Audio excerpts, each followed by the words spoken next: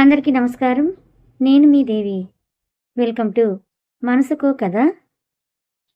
Mrs Vaishali 7వ భాగం. మరి ఈరోజు ఎపిసోడ్లో ఏం జరగబోతుందో చూద్దాం. దానికన్నా ముందు కథలోకి వెళ్ళే ముందు కథ నచ్చితే వీడియోకి ఒక లైక్ చేయండి, హైప్ ఇవ్వండి, కామెంట్ చేయండి. అలాగే ఇంకా ఎవరైనా సబ్స్క్రైబ్ చేసుకోకపోతే సబ్స్క్రైబ్ చేసుకోండి. స్టోరీలోకి వెళ్ళిపోదాం. వైశాలి, అక్క ఎలా ఉన్నారు? బుడ్డిదేది బొజ్జుందా? శ్రావణి, అవునరా, నీకు ఒక న్యూస్ చెప్పాలి. వైశాలి, అవునా, ఏంటది? ఇవాళ మీ ఇద్దరికి మళ్ళీ ఏర్పాటు చేద్దాం అనుకున్నారు. అంటే ఏంటక్క అడుగుతుంది వైశాలి. ఉసే తింగరి అని తల మీద కొట్టి, అంటే కార్యమమ్మా. అక్క మళ్ళీనా? ఎన్నిసార్లు చేస్తారు? ఆయనేమో నన్ను తిడతారు. శ్రావణి నవ్వుతూ, అందుకే ఆపానులే. అక్క నీకోటి తెలుసా? నా సొంత అక్క ఉన్న నీ గురించి ఆలోచించదో లేదో కానీ తెలీదు, కానీ నువ్వు మాత్రం నా గురించి బాగా ఆలోచిస్తావు. సొంత అక్కనే అనుకో. అని సాహితీకి ముద్దు పెడుతుంది. కొంచెం కదిలి లేచి వైశాలిని చూసి నవ్వుతూ చేతులు చాపుతుంది. శ్రావణి అని గోవింద్ అనగానే బయటకొస్తారు. వెళ్దాం పద. మామయ్య గారు సాహితీని ముందు కూర్చోబెట్టుకుంటారా? సురేష్, బ్రహ్మాండంగా అని సాహితీని ముందు కూర్చోబెట్టగానే వైశాలి వైపు చూసి బాయ్ అని చెప్పి బయలుదేరుతారు. శ్రావణి, జాగ్రత్తని గోవింద్ వాళ్ళు కూడా బయలుదేరుతారు. వైశాలి డోర్స్ క్లోజ్ చేసి వంట చేయడానికి వెళ్తుంది. కొంతసేపటికి డోర్ నాక్ అవడంతో ఓపెన్ చేయడానికి వెళ్తుంది. శేఖర్ కింద చెప్పులెవరు లేవేంటని చూస్తూ డోర్ ఓపెన్ అవడంతో సైడ్ నుంచి కళ్ళు పైకెత్తి చూస్తాడు. వైశాలి కొంగు నడుం దగ్గర దోపి చేతిలో గరిటె పట్టుకొని నుదుటి మీద చిన్న తడి ఉండడం చూసి ఆశ్చర్యంగా చూస్తూ నవ్వుతాడు. శేఖర్ లోపలికి వస్తూ, ఏంటి వైశాలి నువ్వున్నావు? అమ్మ వాళ్ళేది? మా అమ్మ వాళ్ళ ఇంటికి వెళ్ళారు. అవునా అని వెనక్కి తిరిగి, ఎందుకు? తెలీదండి అని భుజాలు ఎగరేస్తుంది. వేడినీళ్ళు పెట్టనా? కొంచెం అని కూర్చొని టీవీ ఆన్ చేస్తాడు శేఖర్. కొంతసేపటికి, ఏవండి వేడినీళ్ళు పెట్టాను, వెళ్ళి ఫ్రెష్ అవ్వండి అని వంటగదిలో నుంచి అరుస్తుంది. ఆ వాయిస్ విని నవ్వుతూ అని వెళ్తాడు. టీవీ అలాగే వదిలేసి అన్నీ సర్దేసి గిన్నెలన్నీ హాల్లో పెడుతుంది. శేఖర్ ఫ్రెష్ అయి వచ్చి కూర్చోగానే, వడ్డించనా అని అడుగుతుంది. బాగా ఆకలి వేస్తోంది, అసలే మధ్యాహ్నం కూడా ఏమీ తినలేదు. అవునా, ఎందుకండి అలా? పని ఎక్కువైందా ఏంటి అడుగుతుంది వైశాలి. అదేం కాదులే, తినాలనిపించలేదంటే ఇప్పుడు నువ్వు వడ్డిస్తున్నావు కదా, ఇంకా తినేస్తాలే. వైశాలి నవ్వుతూ, అబ్బా ఏంటి మీ ఉద్దేశం? నేను లేనని తినలేదనా? పూర్తిగా కాదులే, కొంచెం పనితో బిజీగా ఉన్నాను. అదే కాక రికార్డ్ సబ్మిట్ చేయాలని గుంటూరు వెళ్ళాను. సో అలా చెప్పండి అని తింటూ ఉంటాడు శేఖర్. ఇంతలో మూవీలో సఖీ సినిమా చూసి శేఖర్ మార్చిపోతుంటే వైశాలి చూసి, వద్దండి ప్లీజ్, నా ఫేవరెట్ మూవీ. శేఖర్ అమాయకంగా, బాగుంటుందా అని తెలియనట్లుగా అడుగుతాడు. మీరు చూడలేదా ఇప్పటి వరకు? లేదు వైశాలి. అయ్యో చూడండి ముందు, చాలా బాగుంటుందనగానే తింటూ చూస్తూ ఉంటారు. భోజనం అయిపోయిన తర్వాత సోఫాలో కూర్చొని చూస్తుంటారు. కొంతసేపటికి శేఖర్కి నిద్ర వచ్చి వైశాలి ఒడిలో పడుకొని చూస్తుంటాడు. సినిమా చూస్తున్న వైశాలిని చూస్తూ తనకు తెలియకుండానే ఆమె అందానికి వశమైపోయాడు. ముగ్ధ మనోహరుడై అతని చెలి అందానికి మనసులో ఏవో అంతుపట్టని విషయాలు సంఘర్షణ పడుతుంటే సడన్గా లేచి కూర్చుంటాడు. శేఖర్, వైశాలి అని పిలుస్తాడు. చెప్పండి, చీర తీసేయచ్చు కదా. ఏంటండి? చిచి, అంటే నా ఉద్దేశంలో వేరే డ్రెస్ ఏదైనా వేసుకోవచ్చు కదా అని. అన్నీ వర్క్ డ్రెస్సులే, నార్మల్ నైట్ డ్రెస్సులు ఇంటికి తీసుకెళ్ళాగా అంటుంది వైశాలి. నువ్వు ఇలా ఉంటే గ్యారెంటీ ఏదో ఒకటి జరిగిపోతుంది ఇవాళ అని అడుగుతాడు. ఏంటండి ఏమన్నారు? ఏం లేదులే, పోయిన ఆ టీషర్ట్ వేసుకో. వైశాలి అయోమయంగా, ఇప్పుడు ఈ చీరకి ఏమైందండి? చీరకు కాదు, నాకు ఇబ్బందిగా ఉంది వైశాలి అంటాడు శేఖర్. నీకు ఇబ్బందిగా ఉందా? అంతే, కొన్ని విషయాలు విడమని చెప్పలేమంతే. దానికి తగ్గట్టు ఈ మూవీ పెట్టావు, అవసరమా మనకి? నాకు తెలియక ఈ మూవీ నేను మార్చడానికి ప్రయత్నించింది. అబ్బా నాకేం అర్థం కావడం లేదు. ఎలా చెప్తా అని లేచి రూమ్లోకి వెళ్ళిపోతాడు. వైశాలికి ఏమీ అర్థం కాక టీవీ ఆఫ్ చేసి లోపలికి వస్తుంది. ఏమైందండి? మీకు ఇవాళ ఏంటంటో మాట్లాడుతున్నారు అంటుంది. శేఖర్ నవ్వుతూ, ఏం లేదులే వైశాలి. మరి ఎందుకు వచ్చారు? కొంపతీసి దెయ్యం ఏం పట్టలేదు కదా మీకు? నిమ్మకాయలు ఏమైనా దాటారా? అలాంటిదేం లేదులే, భయపడకు అని మాట్లాడుకుంటూ ఉండగా 12 అవ్వడంతో సడన్గా శేఖర్ దగ్గరికి వచ్చేసి చేతిని పట్టుకొని హ్యాపీ బర్త్డే అంది. అలా నవ్వుతూ చెప్పగానే తనకు తెలియకుండానే నవ్వుతూ వైశాలి బుగ్గ మీద ముద్దు పెడతాడు. వైశాలి షాక్తో చూస్తూ ఉంటుంది. శేఖర్ చూసి తనేం చేశాడో అర్థమై దూరం జరుగుతాడు. సారీ వైశాలి, అది అనుకోకుండా అలా. పర్వాలేదు రండి. మీరు ఇందాకటి నుంచి చీర మార్చంటే నాకు అర్థం కాలేదు. ఇహి అందుకే చెప్పినప్పుడు వినాలి. చూడు నీ వల్ల నీ పర్మిషన్ లేకుండా పెట్టేశా. లేకపోతే నా పర్మిషన్ తీసుకొని పెట్టేవారా ఏంటి? అంటే వైశాలి అవి పర్మిషన్ తీసుకునేవి కాదు కదా! ఇప్పుడు నువ్వు వాటి గురించి ఆలోచించకు. అవును. నా పుట్టినరోజని నీకెలా తెలుసు? అత్తయ్య వాళ్ళు చెప్పారు. వాళ్ళే నన్ను పంపించారు. అంటే కొత్తగా పెళ్ళైంది కదా అని ఏంటేంటో చెప్పారండి అమ్మ వాళ్ళు. వాళ్ళు చెప్తారులే. అవేం పట్టించుకోకులే గానీ, నాకు నా పుట్టినరోజంటే పెద్దగా ఇష్టం ఉండదు వైశాలి. ఎందుకండి? చూసావు కదా! Run, run, run. లైఫ్ అయిపోయింది. ఏం చేయను? ఏదో సాధించేద్దాం అనుకుంటే, మనం చదివింది పాలిటెక్నిక్. ఇప్పుడు చేస్తోంది ప్రైవేట్‌గా బీటెక్. వైశాలి ఫైనల్ ఇయరేగా అండి. Shekhar final year. నీకొకటి చెప్పనా వైశాలి అని బెడ్ మీద కూర్చోగానే వైశాలి వచ్చి కూర్చుంటుంది. బయట బీటెక్ చేసిన వాళ్ళకి జాబ్స్ లేవు. నేను ప్రైవేట్‌గా రాస్తున్నా. అంతేకాకుండా పాలిటెక్నిక్ అయిన 1 ఇయర్ గ్యాప్ తర్వాత జాబ్ ఎవడైనా ఇస్తాడంటావా? మీ టాలెంట్ చూసి ఇస్తారేమో అంటుంది వైశాలి. అబ్బో! మనలాంటి వాళ్ళు మనకన్నా టాలెంట్ ఉన్నవాళ్ళు చాలామందే ఉన్నారు. అదంతా వదిలేయ్.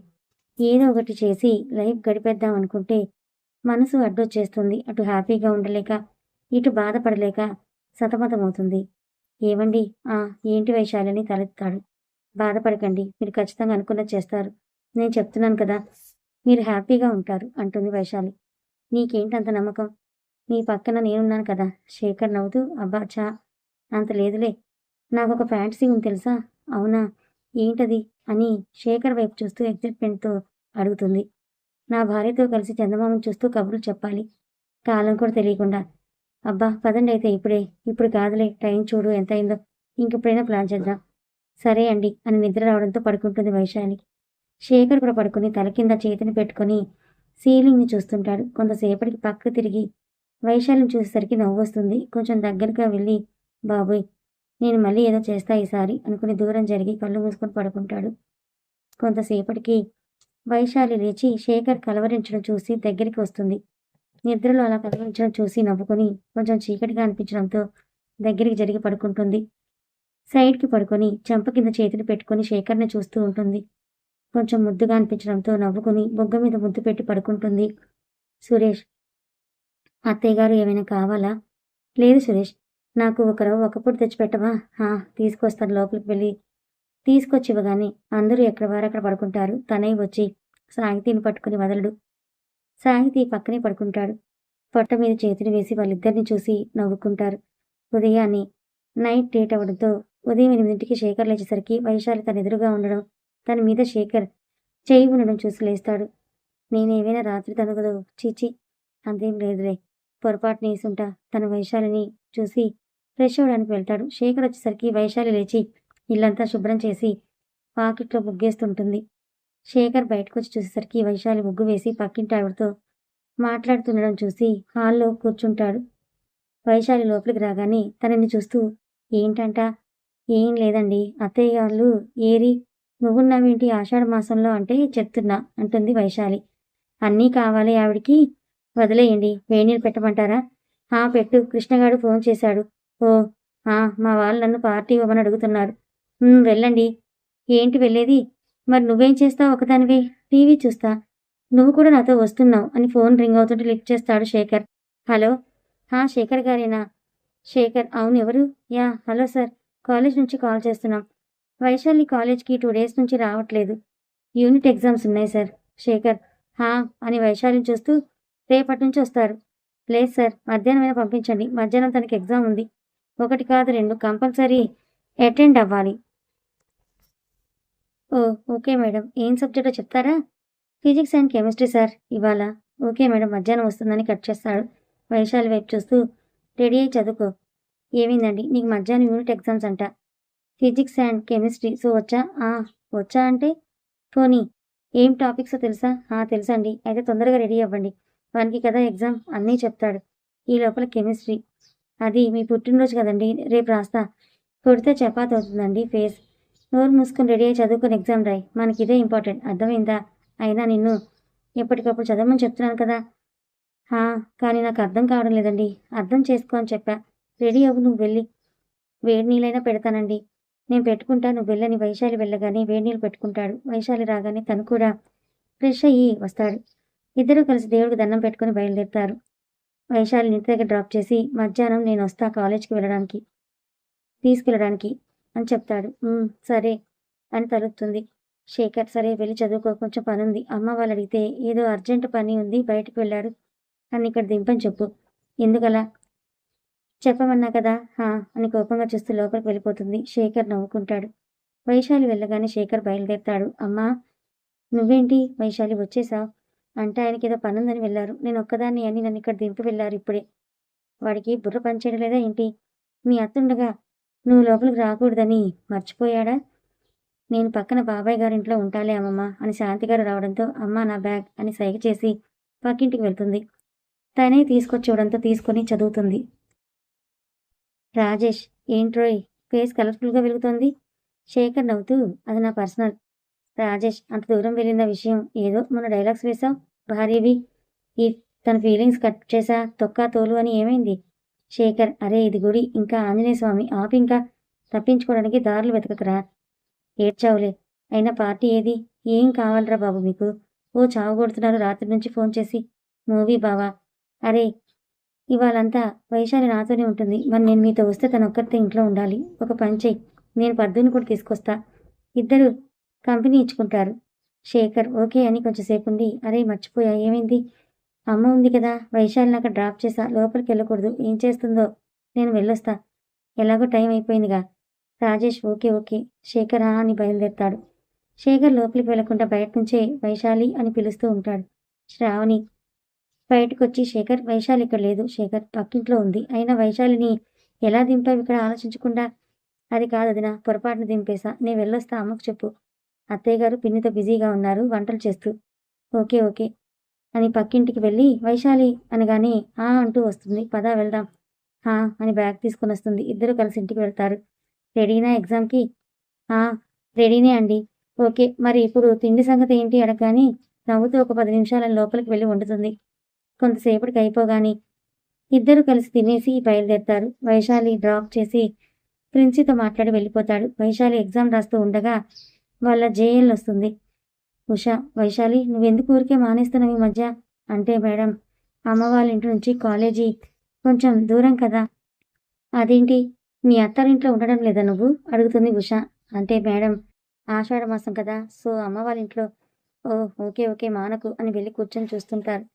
వైశాలి రాసేసి ఒక క్వశ్చన్ పేపర్ని గుర్తురాక ఆలోచిస్తుంటుంది. ఇంతలో దూరం నుంచి అనీసా పిలుస్తుంటే చూసి ఆన్సర్ చెప్తుంది. ఎగ్జామ్ రాసేసి 6ంటికి బయటకు వస్తుంది. శేఖర్ రాకపోవడం చూసి అలాగే వెయిట్ చేస్తూ ఉంటుంది. ఏంటి ఇంకా మీ ఆయన రాలేదు? అడుగుతుంది పల్లవి. తెలీదు అదే చూస్తున్నా. మీరు వెళ్ళండి నేనుంటా. అనీసా నువ్వు ఒకదానివి ఎలా ఉంటావు? సార్ని అడుగు కాల్ చేస్తారు. వైశాలి అని లోపలికి వెళ్దాం అనుకున్న లోపలే శేఖర్ వస్తాడు. శేఖర్ వైశాలి అనగానే వెనక్కి తిరిగి అనీసా వాళ్ళకి చెప్పి బాయ్ చెప్పి బైక్ ఎక్కుతుంది. సారీ ఫ్రెండ్ దగ్గర లేట్ అయిపోయింది. పర్లేదులేండి. ఏంటి పర్లేదు కోపమా? అలాంటిది ఏం లేదు. లేట్ అవుతుందని చెప్పి ఉంటే నేను ఇంటికి వెళ్ళిపోయేదాన్నండి. అద్దంలో నుంచి వైశాలిని చూసి ఏమైంది? ఏం లేదండి. సరే రేపటి నుంచి తొందరగానే వస్తాలే. నవ్వు అలా ఏం వద్దు. మీకు ఇబ్బంది అయితే నేనే కాలేజ్కి వెళ్ళొస్తా అండి. ఏంటి ఇబ్బందా? నా గురించి మీరు ఎందుకు మీ విషయాలు మార్చుకోవాలి? శేఖర్ సీరియస్గా వైశాలి ఏమైంది అలా మాట్లాడుతున్నావు ఈరోజు? వైశాలి ఈ రోజు కాదండి ఎప్పుడూ అడగాలనుకున్నా మీకు నన్ను కాలేజ్లో డ్రాప్ చేయడం ఇబ్బంది అని. శేఖర్ కొడితే పళ్ళు రాలిపోతాయి. పిచ్చేమైనా పట్టిందా నిన్ను దింపడంలో? నాకు ఇబ్బంది ఏంటి? పోనీ నా మీద నమ్మకం లేదా? అనగానే శేఖర్ సైలెంట్ అయిపోయి స్పీడ్గా డ్రైవ్ చేస్తాడు. చెప్పండి అనడంతో బైక్ ఆపుతాడు. వైశాలి దిగి నేను అమ్మ వాళ్ళ ఇంటికి వెళ్తా అండి. శేఖర్ కోపంగా నోరు మూసుకొని లోపలికి పద అని బైక్ పార్క్ చేసి వైశాలిని కోపంగా చూస్తూ లోపలికి వెళ్తాడు. తల దించుకొని అలాగే వెనుకొస్తుంది. కీస్ సోఫాలో పడేసి ఇప్పుడు చెప్పు ఏంటి? నమ్మకం లేదా? ఎక్కడ నేర్చుకుంటున్నావు? వైశాలి లేదు నాకు అలా అనిపించింది. మీరు ఇబ్బంది పడుతున్నారేమో లేక నా మీద ఏదైనా అనుమానమేమోనని. అని సోఫాలో కూర్చొని తల మీద చేతులు పెట్టుకొని తలపైకెత్తి కూర్చో అని అనగానే వచ్చి కూర్చుంటుంది. అసలు ఏమనుకుంటున్నావు నువ్వు? కాలేజ్కి వెళ్ళి ఇవే నేర్చుకుంటున్నావా? ఎవరు చెప్తున్నారు నీకు ఇలాంటివన్నీ? శేఖర్ వైపు చూసి నాకెవరు నేర్పించలేదండి. అవును మరి 6 నెలలుగా చూస్తున్నా నాకు తెలీదా నీ ఆలోచన ఏంటో? చిన్నపిల్లవి. మళ్ళీ ఒక్కదానివే రావాలని నేను నా వర్క్ కూడా పక్కన పెట్టి నీ దగ్గరికి వస్తుంటే నీకు కలిసి అయిపోయింది కదా. అది కాదండి. మాట్లాడకు. నువ్వు చాలా మెచ్యూరిటీతో ఆలోచిస్తావు. నిన్ను మంచిగా చూసుకోవాలని, ఏ బాధ లేకుండా అని నేను ఆలోచిస్తుంటే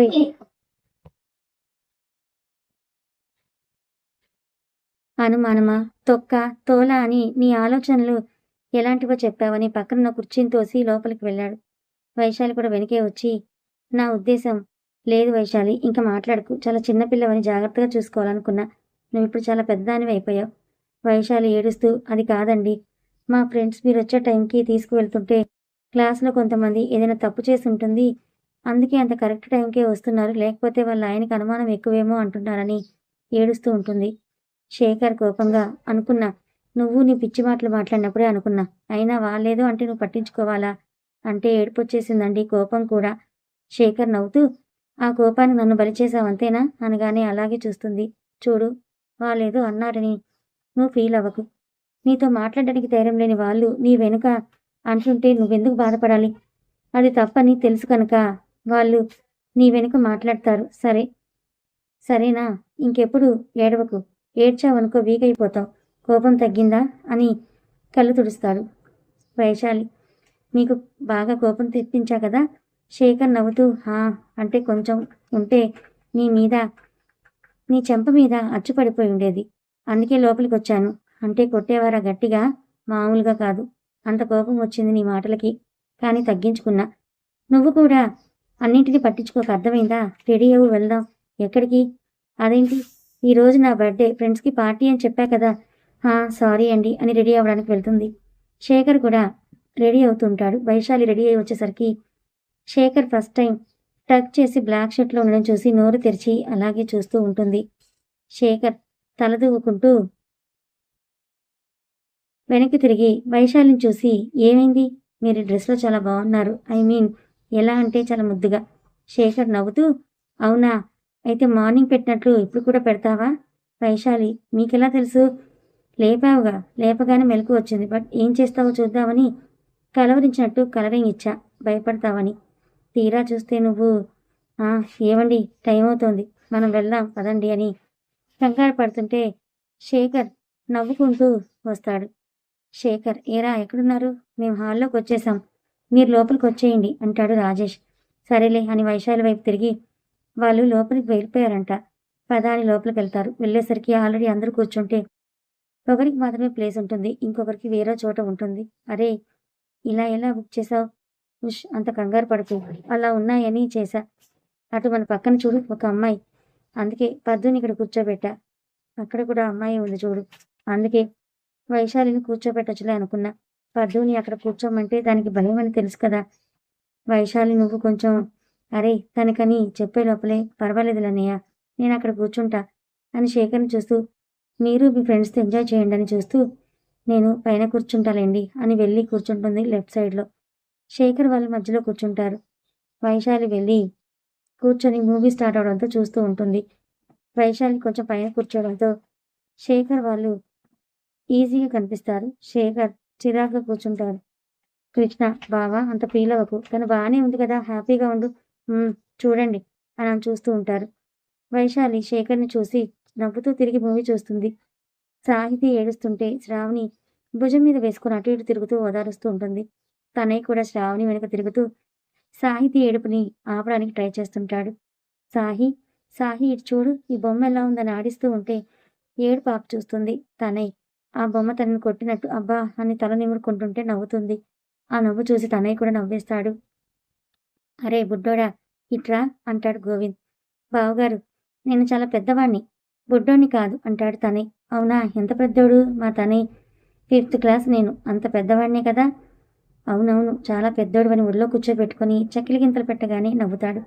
సాహి కూడా తనయ్య నవ్వు చూసి నవ్వుతుంటే గోవింద్ సాహితిని కూడా తీసుకొని భుజం మీద వేసుకుంటాడు. నవ్వుతూ నిద్రలోకి జారుకుంటుంది. ఇంటర్వెల్లో శేఖర్ వైశాలి దగ్గరికి వస్తాడు. సారీ వైశాలి, నాకు తెలియదు వాడిలా బుక్ చేశాడని. వైశాలి నవ్వుతూ, ఇప్పుడు ఏమైందండి? పర్లేదు, నేనేం ఫీల్ అవ్వలేదు అంటుంది. అయితే నీ కోపం అయితే రాలేదుగా? కోపం అంటే వచ్చింది కొంచెం, అది మామూలే కదండి. నిజానికి ప్రతి భార్య తన భర్త పక్కనే ఉండాలని ఆశపడుతుంది కదండి, అలా వచ్చింది. వైశాలి పక్క సీట్ ఖాళీగా ఉండడంతో కూర్చుంటూ, అబ్బో ఏంటో ఇవాళ భార్యాభర్తల బంధం గురించి తెగ చెప్తున్నావు, ఏంటో సంగతి? వైశాలి నవ్వుతూ, అది ఇవాళ మొదలైన బంధమేమీ కాదు కదండి కొత్తగా చెప్పడానికి. చెప్పకపోయినా మీకు తెలుసు కదా! అయినా భయపడకండి. నేనేం ఫీలింగ్స్ పెంచుకోవడం లేదని చిరుకోపంగా చేతులు కట్టుకొని ముందుకు తిరుగుతుంది స్క్రీన్ వైపు. వైశాలి వైపు చూసి, అరే ఇప్పుడు నేనేం అనలేదు కదా! రాజేష్, అరే శేఖర్ అనగానే శేఖర్ చూసి, వైశాలి పద అనగానే ఇద్దరు కలిసొస్తారు. పదరా ఏదైనా తీసుకొద్దామని కృష్ణ, రాజేష్, శేఖర్ కలిసి వెళ్తారు. పద్దు, అక్క వాష్‌రూమ్ అని అనగానే హా అని తలుపుతుంది. శేఖర్, ఏం కొంటావు చెప్పు. రాజేష్, మా బావ ఎందుకు ఫ్రస్ట్రేట్ అవుతున్నాడో తెలుసుకోవచ్చా? నీ కృష్ణ నవ్వుతూ, వామ్మో మంచి యాంగిల్ వస్తుందిగా బయటికి. వైశాలి, ఏమైంది? ఏమైనా ఫీల్ అయిందా? శేఖర్ కూలై తనేం ఫీల్ అవ్వలేదు. లేకపోతే ఈ రాజేష్ కూడా చచ్చిపోయేవాడు నా చేతిలో. హా అని కళ్ళు పైకెత్తి బ్రతికించిందనుకొని శేఖర్ని చూస్తూ నవ్వుతాడు. బావా నాకొక డౌట్. ఏంట్రా అని పాప్కార్న్ తీసుకుని లోపలికొస్తారు. వైశాలి మీద ఫీలింగ్స్ని కంట్రోల్ చేయగలుగుతున్నావా అనగానే శేఖర్ చూసి పాప్కార్న్ తింటుంటాడు. వైశాలి పద్దు వచ్చి నవ్వుతూ వైశాలి పైకి వెళ్తుంది. కొంతసేపటికి మూవీ అయిపోవడంతో అందరూ బయటకొస్తారు. కృష్ణ ఆటోలో వెళ్ళిపోగానే వైశాలి పద్దు మాట్లాడుకుంటూ ఉంటే శేఖర్, రాజేష్ బైక్ తీసుకురావడానికి వెళ్తారు. నాకు ఒకటి అనిపిస్తోంది చెప్పమంటావా? తగలడు, వద్దన్నా వినవుగా అంటాడు శేఖర్.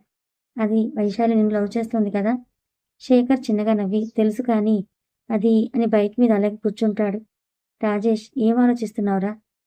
తనకి ఈ వయసులో ఫీలింగ్స్ కలగడం కరెక్టే, కానీ అది అట్రాక్షన్ అయితే రేపొద్దున్న ఏయ్ ఎందుకురా ఇలాంటి పిచ్చి ఆలోచనలు?